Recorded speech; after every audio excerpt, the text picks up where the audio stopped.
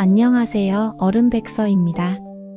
오늘은 정말 많은 분들께 도움이 될 수 있는 소식, 2026년부터 달라지는 생계급여 제도에 대해 알려드리겠습니다. 지금까지는 문턱이 높아서 나는 해당이 안 되겠지 하셨던 분들, 이제는 다시 확인해 보셔야 합니다. 이번 개편으로 더 많은 국민이 혜택을 받을 수 있게 되었고, 실제 지원금도 크게 오르게 되었거든요. 과연 어떤 점이 달라지고 내가 꼭 지켜야 할 건 무엇인지 지금부터 차근차근 풀어드리겠습니다. 생계급여는 국민기초생활보장제도의 한 부분입니다. 국가가 최소한의 생활을 보장하기 위해 의식주에 필요한 비용을 현금으로 지원해주는 제도죠. 식비, 난방비, 의료비, 생필품처럼 당장 없어서는 안 되는 지출을 보장해주는 안전망이라고 보시면 됩니다. 그런데 중요한 건 소득인정액이라는 기준이에요. 단순히 월급만 보는 게 아니라 일정 수준 이상의 재산도 소득으로 환산해서 계산합니다. 예금, 자동차, 부동산 같은 것도 영향을 주기 때문에 내가 해당되는지 계산이 꽤 복잡할 수 있습니다. 그래서 단순히 소득이 조금 있다, 재산이 조금 있다고 단정 짓지 말고 주민센터나 복지로를 통해 정확히 확인해 보는 게 필요합니다.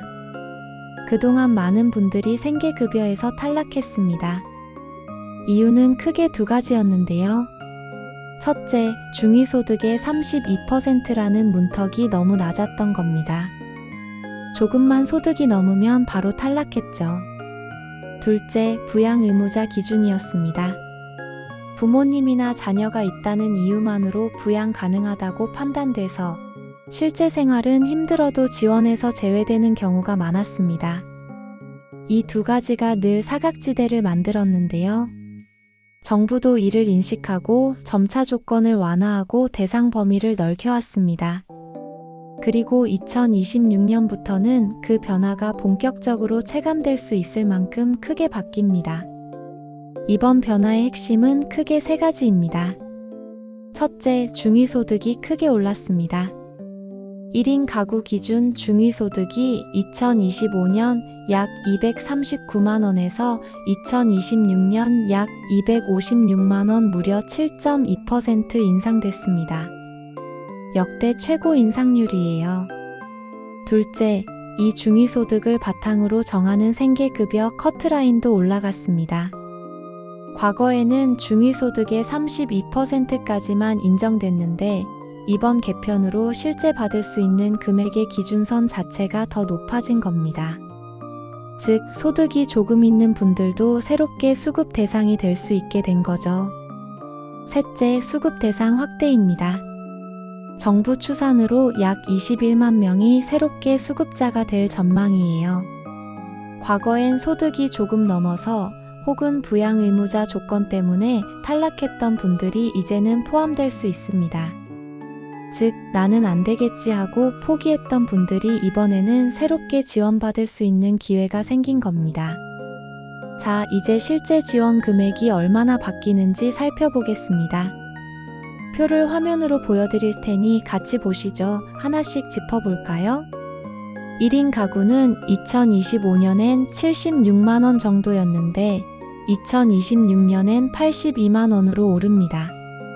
한 달에 5만원이 늘어난 셈인데 1년으로 계산하면 60만원 이상 차이가 납니다.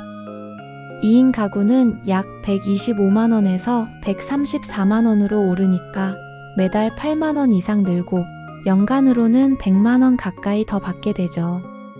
3인 가구는 10만원 인상, 4인 가구는 12만원 인상, 5인 가구는 14만원 인상됩니다. 특히 6인 가구는 한 달에 15만원 이상, 연간으로는 180만원 가까이 늘어납니다.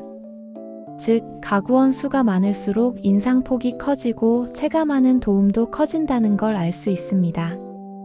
특히 아이들 키우는 다인 가구에서는 이번 변화가 훨씬 크게 와닿을 거예요.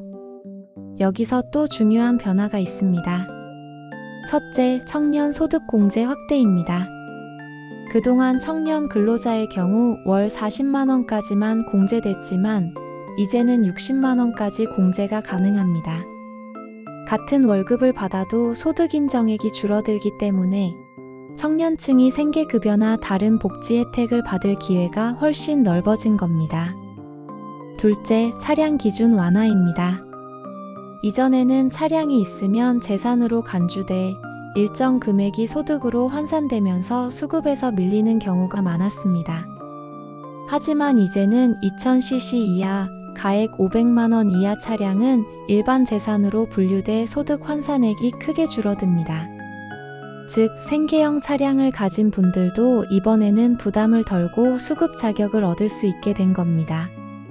이렇게 금액이 올라가고 대상자가 확대되면 어떤 의미가 있을까요? 우선 생활이 빠듯한 분들에게는 정말 실질적인 보탬이 됩니다.